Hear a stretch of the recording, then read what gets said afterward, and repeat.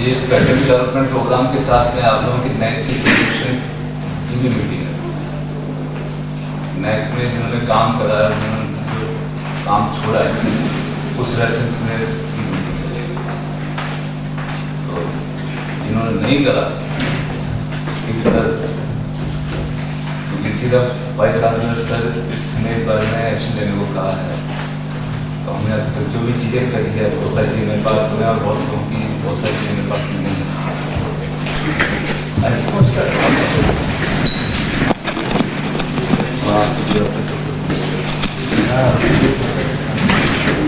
I have discussed with you. Our thing is that we are planning in a big way to go for quality enhancement, because I think that is the future of medicine and teaching, not only medical teaching, other kinds of teaching also. So everywhere, I think what has happened is that people are focusing more on clinical side and are leaving teaching part and research part behind. That is happening all over the country. It is not unique to any particular place, but it is happening all over the country that medical people are focusing on clinical work more than anything else. And I think that is a problem, but also very important to understand that how we are different from corporate hospital. Because corporate hospital people make their living through the patient interaction only. But for us, we have a unique opportunity. Not only we can do the clinical work, whatever clinical work we are doing, or some kind of lab or some kind of thing is there. But whatever we are doing, but I think more important is something unique that we are doing is teaching. So that is the unique thing. And being in a university setup, what unique thing we can do is research. So I think being in a university, I think we have to look at all the components, which is not only professional work, whatever it may be. For pharmacology, it may be something else. For physiology, it may be something else. Medicine, it may be something else. It may be interaction with the patient or something. But besides that, why we are unique and why we are in the academics is because of teaching and because of research. The important thing is that in times to come, the teaching and more than that, research is getting more and more important.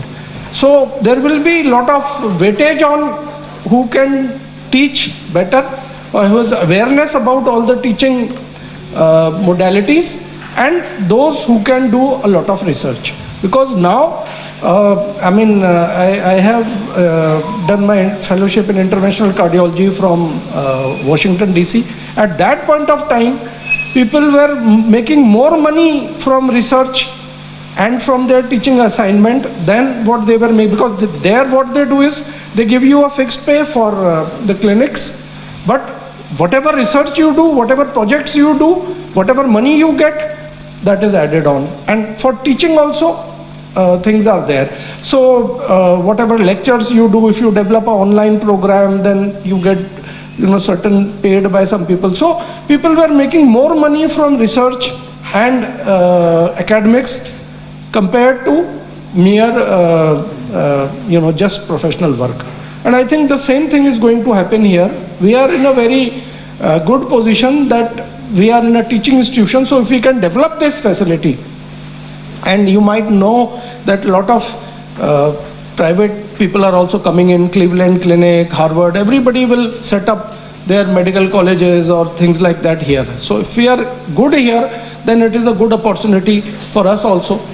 But if we are very good in doing research and also good in teaching, so they will preferentially take up these kind of people. So my request to all of you is that obviously if you do focus in these areas, you will do well in your own institution, but also the future will be very bright for people who focus on these areas, because these are the upcoming areas that are going to develop, and people who take lead in these areas, will certainly be leaders, in times to come. So I think my thing is that we have to understand in the appraisal form, if some of you might have the opportunity to have a look, is we have divided in 4 sections. First is professional work, second is teaching work, third is research work, and 4 is a work where you are involved in quality enhancement. So whether it is accreditation, whether it is ranking, whether it is, anything to do with quality, that is why we focus. So all the appraisal forms are divided into 4 parts. So one part is teaching, one part is research, one part is professional work, and the 4th part is how you contributed to quality. Whether you conducted some quality programs, whether you conducted some workshops, whether you, were part of the accreditation process, whether you were part of how much you contributed in recognition, if you contributed in ranking, if you contributed. So I think these are the areas which are areas of the future, and especially the younger people, they have a good opportunity to get into this area, and they can excel here, and this will be the future. And that is how we are different from corporate hospitals, because corporate hospitals are only focused on clinical work or professional work. If they are in lab, then they are only focused on lab work, and they are not focused on anything else. But here we have this excellent opportunity to develop ourselves, develop our career, so that we can go to the next level. And once we go to the next level, obviously the institution also benefits, and the students also benefit, because if you have this comprehensive look, then students also get encouraged to pursue research. If the teacher is a good researcher, obviously students will also start getting into this area. And area of research, we can always discuss. People might think it is a waste of time. Anyway, we are getting paid, there is nothing more to do. But what research teaches is something which is very important. It is actually, if you look at it, it teaches you design thinking. And what is design thinking? Design thinking is that you design a whole program. And you can design your own future also. You can design your projects. If you go into business, you can design your business also. So it teaches you how to start from scratch and go to the last part. So once you do a research project, what do? First, you look at background. Always there is a background. So you start looking at what is the information available already on the subject. So you look at background. Important thing is to remember 3-4 things. When searching for background, you should be always correct information, honest information, and complete information. So these 3 things are important. Always in the background search, it should be the correct information, because there might be a lot of fake information also. So it has to be correct information. It has to be honest information, because that is also very important. Whenever we do certain things, we have to be honest that, okay, this is really the thing. It is not somebody cooked up something and came out with something. It has to be honest, and it has to be complete. So that is how you do the background search. So this attitude has to be instilled in the students also. They need to understand this. Then after that, you start designing. So you think, why I am doing this research? So that is the, of course, aims. I'm sure all of you know, but I'm trying to tell you that why research is important. Because research teaches you design thinking, and design thinking is something that when you can develop your own business, you can become an entrepreneur, you can not only do your own projects, you can plan your own career if you start thinking design. After that, once you get the whole background information, then you think what is you want, what is your aim, what is your objective, what you want with your career, what you want with whatever. Then after that, you start planning. So then comes the strategic planning. The strategic planning means material and methods. So this is the way it will be done, including statistical analysis. So that is strategic planning. Once you get background information, once you decide your aim, then you do strategic planning. And then you do the whole project, you do the whole thing. And once you complete, then you can come to the outcome. And exactly that is how people should view their own careers and their own life. You can always have a financial plan, and you can think your financial plan. This is how I will get my finances. This is where I am. This is how I am going to do it, and this is the outcome. So what I'm trying to say is, why research is important, why everybody is focusing on research might be odd, because you might think, okay, some people will research, they will develop new things. We are not interested. We are not interested in developing new things. We are not interested. It's just forced on us, because it is a requirement of university that you need to have this H index, you need to have this. That's why we are doing. Otherwise, bloody, we are not interested. So you might think that way. But I think why it is important is, first, the teacher should understand the importance of research, because it is getting you into design thinking. And once teachers do the design thinking, then students also pick up the design thinking. And this is one of the very important soft skills that you can impart to your students. Because what will happen is, the students are fixed on developing their knowledge and developing their skills. Problem is, you see how rapidly the knowledge is changing and how rapidly the skills are changing. So within like next 2-3 years, the knowledge will be upside down, and the skills will also be upside down. They will no longer be required, new skills will be required.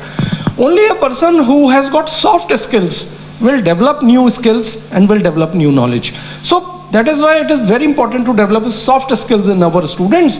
And one of the major soft skills is design thinking. And that is the importance of research. So I just wanted, because we were here, I wanted you to communicate these things to our students so that they understand why we are doing research, why we are wasting our time on something like this.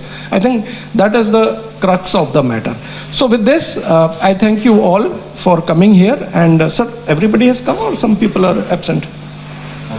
All are there. Good. So let me come to my presentation. I just want to show you a presentation of what is the future of medical education. What we need to do now so that we become prepared for our future success.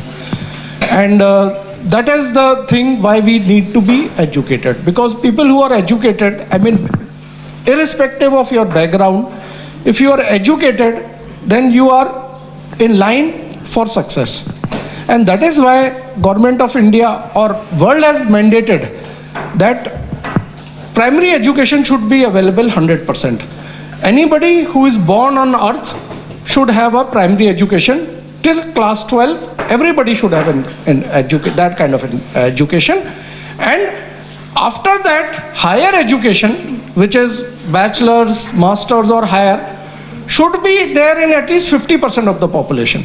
So half people should go for higher education. So this is what is mandated by United States for a certain reason, because education has been linked to success. And that is why people think that if at least 50% of population in any country, if it is having higher education, then that is good. In India, unfortunately, there are some varying figures. People say about 1/3 of people are going for higher education. But quality of higher education, you all know how it is in many places. So that is also a bit doubtful thing. But now it is said between 25 to 33% people have higher education, go for higher education in India. But we need that more than 50% should be developing this, because it unlocks several opportunities and empowers individual to develop crucial skills. Now, coming to these skills, as we discussed earlier also, there are two types of skills. Hard skills that you learn as a part of profession, but soft skills also. So, aim of university or higher education is also to teach these soft skills. And the soft skills are problem solving or analytical thinking. Then, as I said, design thinking, which will lead them to entrepreneurship and other things. So the other thing is design thinking. Then third thing is resilience, because the problem is that most endeavors, most people do not succeed in life. But if you try again and again, then ultimately you might get successful. So that is the power of resilience, that even if you fail, you look at why you failed and you try again. So this is another soft skill. Then another soft skill is critical thinking. Critical thinking, what people think is analytical thinking. But analytical thinking is not critical thinking. Critical thinking is, if you do something, you look at the outcome and you say what can happen with the result that I'm going to get. So if I'm doing this study, I develop a new medicine, what will this medicine do? Simple example, Einstein discovered E is equal to mc square. So that was a good thing. That was good thing. But did he do the critical thinking? So he thought E is equal to mc square will lead to lot of generation of lot of nuclear energy, will solve the energy crisis of the world, etc. But it also led to development of atom bomb. So at that point of time when he was developing E is equal to mc square, could he think that this could lead to development of atom bomb also, other than this? Another example, somebody shouted at you, right? So you got very angry, you slapped them. All right. Now, if you critically think, you must think what will be the effect of my slap. So effect of slap could be that person goes down and agrees with you or starts behaving. But the other thing could be that he can get 5 different people and beat you up also. So critical thinking is understanding what you are doing now, what action it is going to have later in future, and that is critical thinking. So these are some of the soft skills. I don't want to go in detail because I think we have something else, but I wanted to, because you people are very busy, I thought it is a good opportunity to tell us what we are trying to do here and what we have to impart to our students, not mere skills, but also soft skills. So I think that is also important.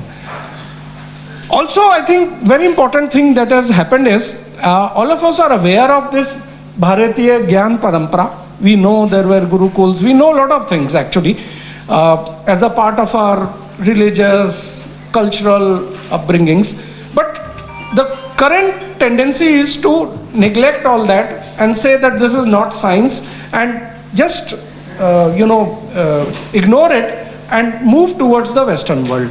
But there were certain things, for example, our family values, our social support. So those things, traditional things, have stood us in good stead. When Indians go abroad, when they remain here, they are not doing well. But once they go to US, they do very well. Why? Because they adopt the Western skills, continuing their own Bharatiya Parampara.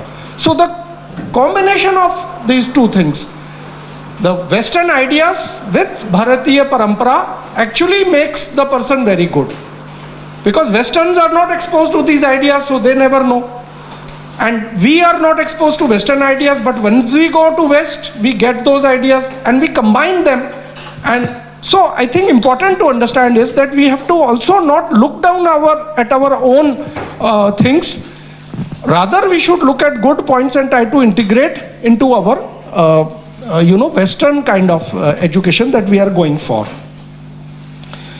So now policymakers have been trying, we know, to develop a world-class system with various policies, but there are several challenges, as all of us know.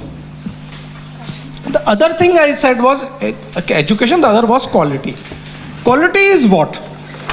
Quality is something doing the best when nobody is looking. I think that is important, because a person who is concerned with quality will always do, even if he is not being looked at. Many people will do well once there is somebody looking at them and trying to see whether they are doing good work or not. But a person who is quality conscious will do the best even when nobody is looking. And that is really what is quality. And it could be, of course, a product or a product means a product quality or a personal quality. And of course, it is a degree of excellence, and there are various ways through which the quality can be tested. So because the question we were talking about quality of education, so we need to know what is quality as well. Now coming to our educational system, we know that we had some Bharatiya Parampara, now we have moved into Western thing. Having moved into that and not completely into Western thing, we can identify there are certain problems. First of all, as I said, access to higher education is, people now claim that it is 33%, but real access is less than 1/4 or less than 25%. And the aim is to reach 50%. So we are less than halfway mark actually. So this is number one. The other thing, we know that certain people have tendency to get educated, certain classes of people in our country, and certain classes of people are devoid of this kind of education. So this is a problem, we know it. There may be certain solutions, we may agree with those solutions, not agree with those solutions, but this is a problem. That certain groups of our population go for education, whereas other groups don't go for it. So that is another problem. Third thing is we have multiple boards. We have Rajasthan board, Gujarat board, this board, central board, and all that. So it is causing a lot of confusion all over the country. So that is another problem that we are facing at the moment. Coming to more important important things, the way we memorize, I mean, that is the way to acquire knowledge in India. It's rote memorization. Many people may not understand what is being told, they are just memorizing the things. And that is one of the basic problems that we have with the current education system. It is focused on memorization. You need to memorize the whole tracts rather than actually really understanding what they are and not looking at why, what, how, and then critical thinking, how will it impact on the future. So those kind of thoughts with that knowledge are not available. Why we need this knowledge? What is the value? How it will be acquired in a rational way, and then how we will use it for future. So these are why, what, how, those are not available for everything, and we don't understand while we are picking up knowledge. That is another problem. So as a result, you can see that unemployment rate in India is currently about 8%. So this is it. So people who are educated, but still 1 out of 10 people will not get any employment. Actually, educated people remaining unemployed is even higher. This is the general population rate. Other thing is, because of these problems with the education that we have, different problems, in 2022, 7.5 lakh students went abroad to study. So it means that our universities remained empty, but they went outside to foreign universities to cover foreign exchange outside, and most likely will remain outside only now after acquiring the skills. So multiple loss to the country because of this particular aspect. So we can always imagine why this lacuna, why is all this happening. As we said, we have focused more on knowledge. That is the basic thing, and that too rote memorization knowledge. We just ratify the thing and that's it. So that is one of the things. So it is a knowledge that is by memorization and not really understanding why, when, how, and those kind of things. The other thing is that the focus has been on knowledge much more than developing skills, much more than developing correct attitude or learning the soft skills, and even much more than actually getting into a proper behavior. So a behavior towards colleagues, behavior towards self, behavior towards teachers, behavior towards community, that kind of thing we are not teaching at all to our students. We are giving them certain knowledge, little bit of skills, but nothing beyond that. And that is the basic problem. That is why if you go to some foreign university, you will immediately realize that they have focus on these kind of things also. How they develop soft skills. Now, of course, you will say, okay, we know how to give them knowledge. We can take classes, we can give them knowledge. We can also train them something, we can give them skills. But how do we go about this attitude? And how do we go about this behavior? So the whole thing about this today's discussion is focused on actually this, at a deeper level. How we are going to impact the attitudes, or in other words, develop the soft skills, and how we will impact the behavior. So that is actually the concern of this whole presentation I am making to you. So we will come to that. Now, with this view, there was a national education policy previously, but new education policy has come, or National Education Policy 2020 has come, With all these things in mind, what I am telling you is these are the basis of developing the new education policy. So this government has realized, for long government was sort of working in this area, and then they identified these lacunae, and to fix these lacunae, government came out with this policy which is called New Education Policy or National Education Policy 2020. Now, you would say that, okay, why medical people? Our curriculum is fixed, everything is fixed. Why are we bothered? We cannot do anything. They give us, this is the thing you have to teach, and that is the end of the story. There is no opportunity to teach soft skills, there is no opportunity to change behavior and so on and so forth. I'm sure you have these questions. And so we will come to them, what we can do about these things, because if we want to align with the future, if we want our students to stay here, if we want people from West to come here to get education, then we have to fix these things. And that is the whole idea. So we will see how we can do it. So this was exactly the task of the NEP 2020 or New Education Policy. So what it was trying to do is to create new system aligned towards future of medicine, 21st century, including the sustainable development goals, also sustainable education. How education can be sustained? Because how it will be sustained? Suppose you teach something today. You taught beta blocker was contraindicated in heart failure. Within 5 years, it has become drug of choice for heart failure. So that has happened. Now, how do you sort of align? So the education that you are giving is not sustainable because you gave the wrong information. 5 years later, that education changed. So you have to focus on sustainable education, which will sustain the test of time. So which means you have to tell the people that one of the soft skills that you have to learn is to adapt to change. So people should quickly adapt to this kind of upside down shift in knowledge and development of new skills, because new skills are coming. So that is the reason the education needs to be sustainable as well. So that is why they came out with the policy, and what it does is, if you look at it, it proposes revision of all aspects of education structure, means curriculum, regulation and governance also. So how education will be regulated will also change. Basic thing is that people should have this basic cognitive capacity which is there in primary education. So you need to know the words, the language, that is literacy, and you need to know the numbers, numeracy. So you need to add up and you need to do some basic maths, so that if somebody gives you money, you can calculate and all that. So this is done at the school level.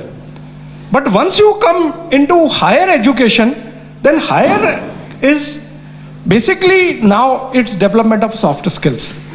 Besides telling them the new education or new skill, which will change over a period of time. So you have to tell them that we are teaching you this, but don't be bothered if it completely changes over a period of time.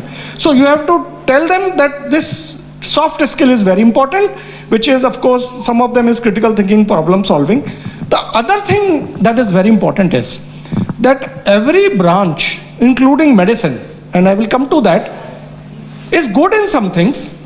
For example, a medical education or a medical thing is very good in problem solving, number one. Very good in communication also, or to some extent good in communication, but problem solving. But it teaches you empathy towards people who have certain problems. So you tell them that, okay, they have this problem, you need to solve this problem, and you have to be sympathetic to these people who have this problem. But it can be very poor in other things. For example, the digital skills may be very poor in the doctors. The management skills may be very poor. Even communication skills may be very poor. Likewise, if you take engineering very good in problem solving, but very poor in communication, maybe not good in critical thinking. As doctors, maybe we can do critical thinking because we can say that, okay, this medicine is given, then this could be benefit, this could be side effect. So we are always thinking of benefit and side effect. So we are critical thinking. But engineers don't do critical thinking. They develop something, they don't know what to do with it because they have not got. So my point of thing is that every discipline is good in something, but is also deficient in something. So why you do interdisciplinary research or why you do interdisciplinary thing? Because if you go to other areas, then you can also develop those skills or broad skills. For example, if you look at medicine, not very good at looking at the big picture. We are always looking at the small picture. This person, this disease, from person we come to disease, and from disease we might even come to this investigation. So we have looking at fine print, we have difficulty looking at the big picture. But if you look at the humanities, painters, writers, they always look at the big picture. So if we do bit of music, if we do bit of painting, literature, then we acquire these integrative skills, and while we are looking at the fine print, we also start looking at the big picture. And that is what is required. So reason for interdisciplinary research is that you get from other disciplines whatever you are lacking in your own area. And that is the idea of doing the interdisciplinary research. So that is why there is a lot of focus in this area. Now let us come back to the new education policy. What are the highlights of this NEP 2020? Disciplinary boundaries to get blurred. This is number one. So you see how national education policy is aligned towards what we are all talking about. So number one is disciplinary boundaries will get blurred. Reform in regulatory bodies, a single body rather than NMC for medical, Dental Council of India for dental, engineering, AICTE, etc. Ultimately, they will have a single body that will have sub-bodies, but that single body will govern all the educational aspects in the country. So that is the second reform. Third reform, multiple entries, multiple exits. We know that people join medicine now, they are giving some capitation money. Suppose the money runs out, suppose something happens to the father who is paying, then what happens? Child will have to leave and go away, and then he will never become a doctor. But in this multiple entry, multiple exit, what they have done is, if you have to exit for whatever reason, you can exit by giving a small credit course, and then you exit. You may go away for 3-4 years and then come back after 4 years and rejoin after doing a bridge course. So this possibility of multiple entry and multiple exit is thought of in the new education policy so that there are no dropouts. All of us know how many people join the course. Of course, it is not so much in medicine, but in other disciplines, they join engineering or something. How many people join and how many actually leave or get the degree? That maybe there may be a big, or not big, but at least some difference. So to bridge that difference, this multiple exit, multiple entry options are been given. Then also, as I said, different type of learning.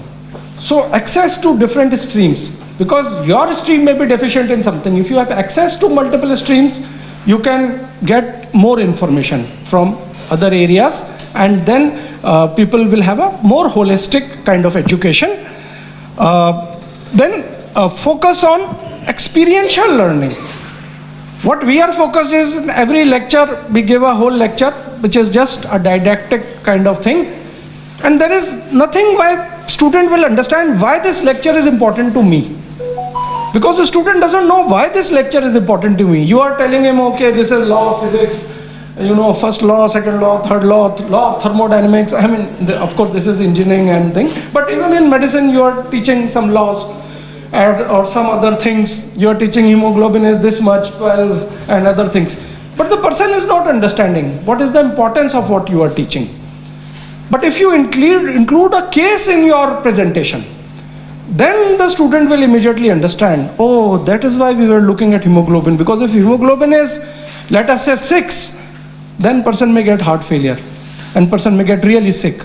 But if hemoglobin is improved, then he will get better. So that experiential learning, where the case-based learning gives the student perspective of the reason why this particular lecture is being taken.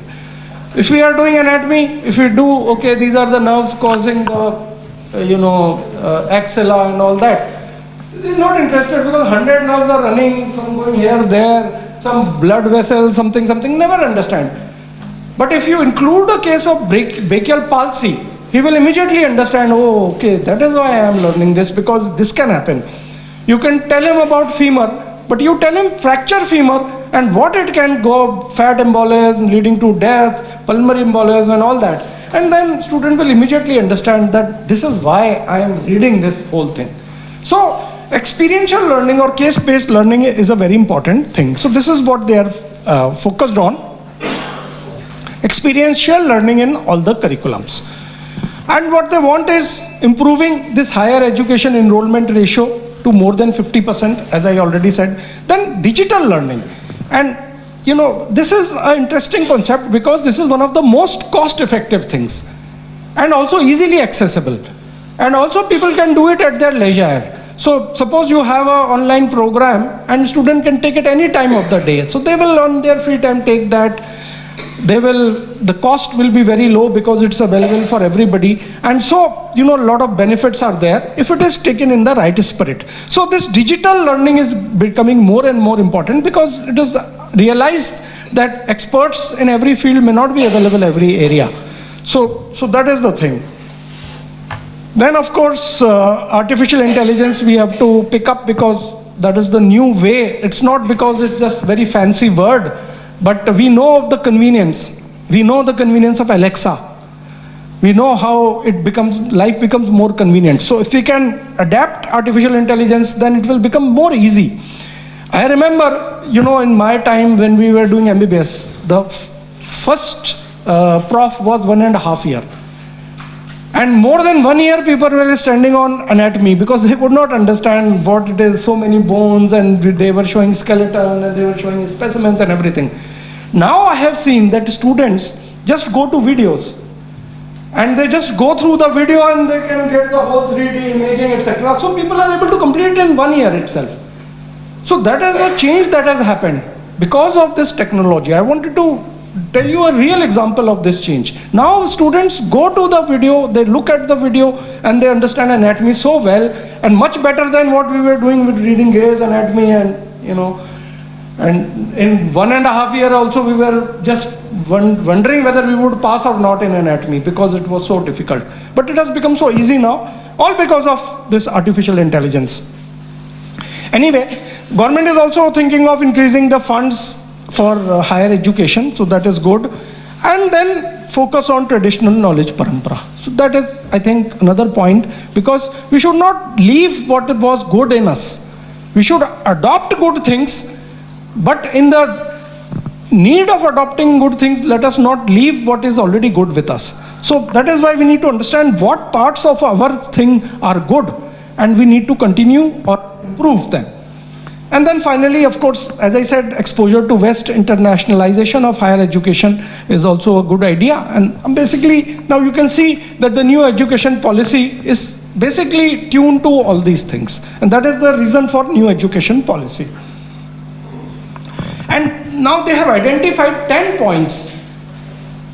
Simple, because this is a philosophy of new education policy, but this is action of new education policy.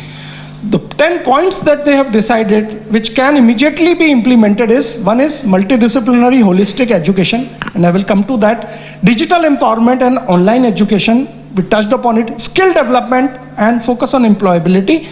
So basically soft skill of design thinking. So that is the one which is, because what has happened is people have realized that the products of university will be very high, but the employable jobs will be less. So that means by default people will be unemployed. So how to tackle this problem? To make them entrepreneurs. So they develop their own clinics, develop their own business, develop their own thing, then they don't need the employment. And so that is the whole thing, idea about entrepreneurship, employability and design thinking, which can cause this particular thing to happen. And that is the reason of skill, research, innovation and entrepreneurship is again the same thing. They have given certain ideas. And then of course, who will do it? Because teachers currently are more focused on knowledge and less on skills, and nothing on attitudes or behavior. So we have to develop capacity building of our teachers so that they go for this quality education, which is these other two things also. Quality education means other two things also. So we have to do capacity building for our teachers also. Obviously we have to change the governance also. We have so many regulatory bodies, all confusion, etc. So we have to organize our governance also. And so NEP already realizes this, and they plan to shift the governance. But then the seventh point is very important. And the seventh point is, how do you know that you are moving in the right direction? How do you know that? You might think we are doing very well. You go to people, we are the best university in the world. But unfortunately, they are still ranking Harvard, and we are not in top 500, but still we are the best university, people may think. That is why this thing of accreditation comes, because it tells you where you stand right now, so that you can move into future. That is the purpose of ranking, that you know where you stand, and then you know where to go. If you don't know where you stand, you don't have the honest background information. So to give you an honest background information of where you are, and that is why the design thinking starts with honest information. Accurate, honest, and complete. So unless you get the honest information, you don't know where you stand. And that is the reason for accreditation, whether it is NAC accreditation, ranking, etc. So government recommends that every institution should go for these kind of things. And you may know that we are moving into direction of NAC, and we will have a NAC accreditation for the same reason. Not because we want to show somebody that we are very good, very bad or something, because we want to know where we stand, so that we can have a chance to move into future, chance to do better. So this is our whole purpose. We understand where we are lacking, so that we can fix it. And that's why NAC is a 5-year process. And then it is a cycle process. So first cycle, second cycle, third cycle. It is not just this is the marks that you are going pass fail. No, not like that. It is mostly trying to improve the institutions. That is the idea of NAC. That is the idea of accreditation, and that is why we will go for accreditation, because we want to improve. We are not saying we are the best. We are saying we have deficiencies. Let an independent authority look at our deficiencies, because you ask us what are our deficiencies, we can list 10 deficiencies, but they may not be honest deficiencies. We might say, oh, this road is not good or something. We might think of that way, but honest person outside will come and tell you, no, this is your problem. Your research is not good at all, not up to mark. We may not accept it, but then second authority or a peer will tell you that, okay, this is the problem. So that is why we need to go for accreditation. And then inclusive education, as I already said, we need to involve more groups of people into our educational sector. And online education is another area where, because it is so cheap, that you can include as many people as possible within that realm. And then, of course, they want to integrate Indian knowledge system also. I told you already. And then understand what is happening in future also. So internationalization of education, so that we have education in a way that it is recognized in the international arena. So we have to internationalize our education. It does not mean that we go outside or something. It means that our standards should be in line with the international standards. So we should be, so that international person can know that what we are giving. So that is the idea of international. And this is the 10 points that NEP has given to be implemented. Now, why come to multidisciplinary holistic education? I talked about it previously also. Because problem is that every discipline is lacking in certain skills, soft skills. So what are the soft skills? Analytical skills, I discussed, design thinking, resilience, critical thinking, communication skills, digital literacy, health life skills, empathy, and then seeing the big picture. Every discipline, if you look, medical discipline, okay, good in analytical skills, also good in resilience, because medical students face so many exams, they might fail and they might pass, and so they are, used to failing and used to disappointments in life. So resilience is good. Of course, they have healthy life skills and they are good in empathy. But They may not be good in critical thinking, they may not be good in communication, they may not be good at looking at the big picture.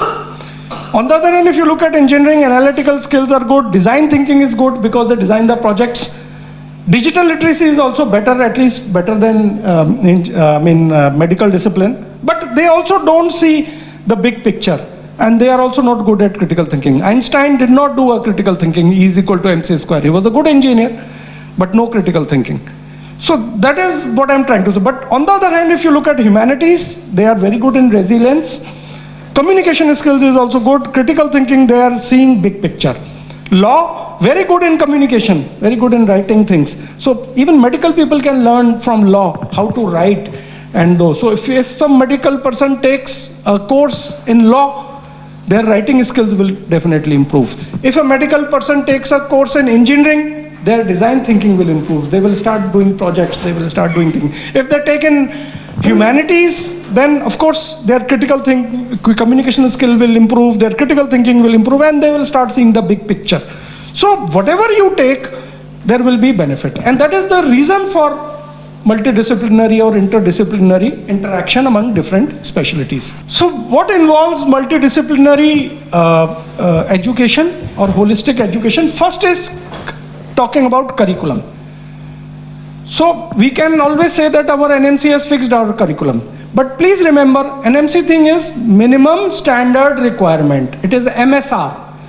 It is the minimum that is required. It is not the what you can do. University can decide that, okay, this is our whole curriculum. Minimum it has to be what is described by NMC. More than that, you can always add. So NMC is minimum standard requirement. We can always go beyond this.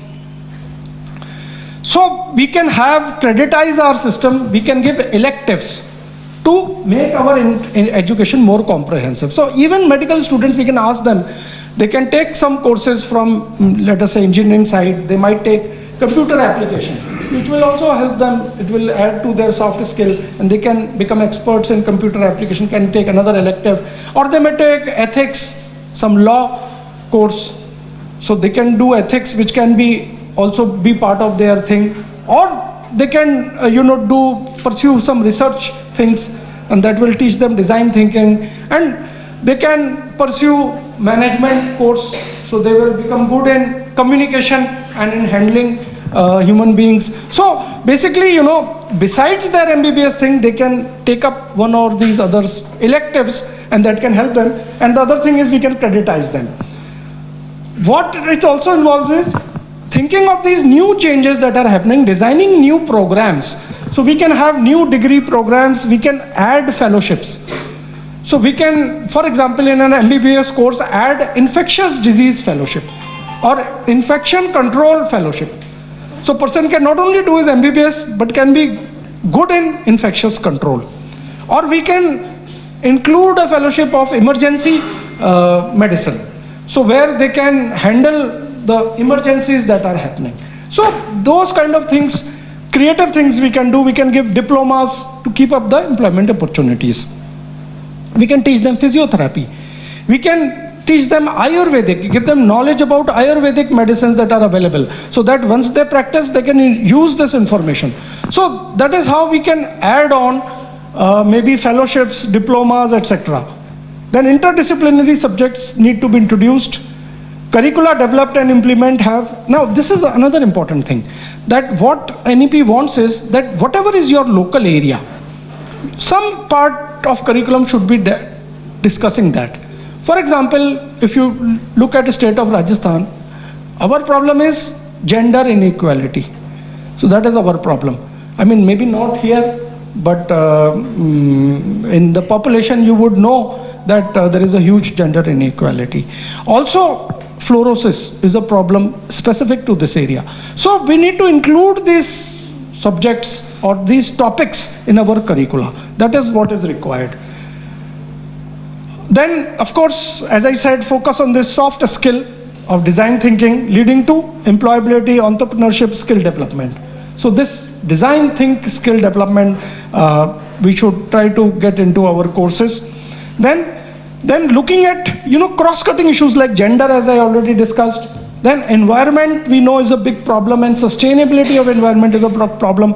Human values, health determinants, right to health, emerging demographic changes, and professional ethics. So they need to be introduced or mapped into the curricula where we are talking about these things. So this is important.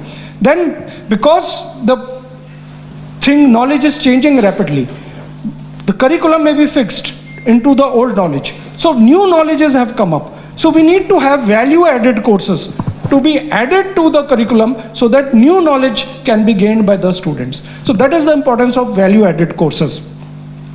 Then developing field visits, research projects, industry internship. So this is experiential learning. Once you do field visit, you experience what is the importance of your education.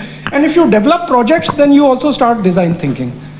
So many things can be solved if we can get field visits, research projects. So we need to focus on these areas. Now coming to teaching learning, because I said that our teaching learning is not up to mark actually, because it is more rote memorization. What we need to do is to focus on outcome-based education. What we are doing is teaching-based education. Teacher gave a lecture and then there was an exam and people passed the exam and that's okay. So this is basically teaching-based learning. So teacher-based learning. What we need is what we want our students to learn, whether we achieved that or not. So what was the outcome of that learning? Not teaching, focus on learning. So outcome-based education or outcome-based learning is what we want. So that, we might have taught very well, but student did not understand, did not learn anything. So we don't know what happened. So we need to focus on how we can make sure that the student learned what we wanted them to learn. So, and how can we do that? So what we need to do is, we need to first of all put a list.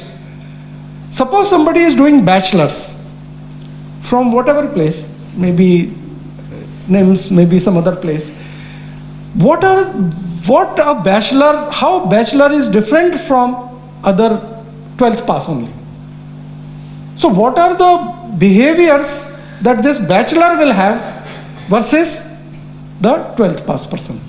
So those behavioral changes, now look, we were talking about knowledge, skills, attitudes and behavior. Here we are focusing on behavior. How this behavior of a graduate or a bachelor is different from a behavior of a 12th pass. So that is what is the graduate attribute. How do you achieve that? Your program that you are developing, whether it is a medical MBBS program, whether it is an engineering program, will instill some things into you. Some knowledge, some skills, and also some attitudes. So those are the program outcomes. This is what a doctor should look like once they pass the MBBS exam. This is how a bachelor should look like, is a graduate attribute. This is how a doctor should look like once they pass the exam. That is our program outcome. And how do you achieve that program outcome? By teaching several subjects. You teach physiology, anatomy. So those are course or subject objectives. So this is the objective of subject of anatomy, that they understand the structural thing, they understand how it becomes a part of our normal physiology and how the disease can happen in this structure. So these three things we want to understand when we study anatomy. So this is the course objective. So this is how we need to map our everything, so that by the time the student passes, we achieve the program outcomes and also instill certain graduate attributes, which are the behaviors. Program outcomes are mostly attitudes and graduate attributes are mostly behavior, and course outcomes are skills and knowledge. So ultimately, by integrating each of these, we achieve the modern kind of education that is available all over the world now, in Western world. So that thing we want to get in here. So then CO, PO mapping, and finally mapping with our evaluation. So on the paper we find out whether all the program outcomes are met or not, whether all the course objectives are met or not. So every paper that we give should be mapped to the course objectives and program outcomes. I know it is a bit difficult, but this is how education is, and because we are educationists, we cannot pass away saying we are doctors, we don't know what is the humbug, COPO, and all that. But we need to know it because we are teachers, so we need to know these things. I am also a cardiologist, but I have learned these things. Because once you accept this teaching assignment, then you need to know these things. Then we have to understand that there are people who are advanced learners, there are slow learners. So we need to focus on them and design programs especially for advanced learners. Maybe you have quizzes, maybe you have debates, maybe you have extracurricular things to cater to the advanced learners so that their energies can be used there. Maybe you have electives which they can take, complicated, they can take, let us say, artificial intelligence and learn. So they are advanced learners, not only they cope up with MBBS, but they also learn artificial intelligence. But there are slow learners as well. So we need to have not only extra classes, we need to have some different things for them. So we need to have all those things for them. Then of course, as I said, student-centric methods, of course, experiential learning is one of them. Then simulation-based learning, because more and more ethical concerns will come. How do you experiment on the human subject? You treat diseased person, but he is a human subject. If you are the first time you are treating, you tell anybody, okay, I will do this surgery on you, I will remove your hernia, but I am doing it for the first time. Then you can imagine how many people will come to you to get this operation done. So it is only the experience people take. And that's why if you learn on simulation-based learning, then you get sufficient experience that you can try on the human subject as well. Then of course, internet-based teaching tools, as I said, artificial intelligence, digital transformation, all those things are there. And then, ultimately we have to reform in the process of conducting the exam as well. Integrate IT, continuous internal examination, competency-based examination, workplace assessment, and OSCE-OSPI. So these are the better ways to evaluate a student. Just a theory paper and giving some marks, not a very good idea. These are some of the recent advances, and we need to embrace these in our examination methodology as well. Now, outcome-based education, as I said, is one which is focused not on teaching, but on student outcome. That is important thing. Why it is important? Because it has been found that if you have a good outcome-based education, there is a direct placement in job, they can clear competitive exams, they can progress into higher education, and they can become entrepreneur. If you teach them soft skills, particularly design thinking skill, do research, then they can become this as well.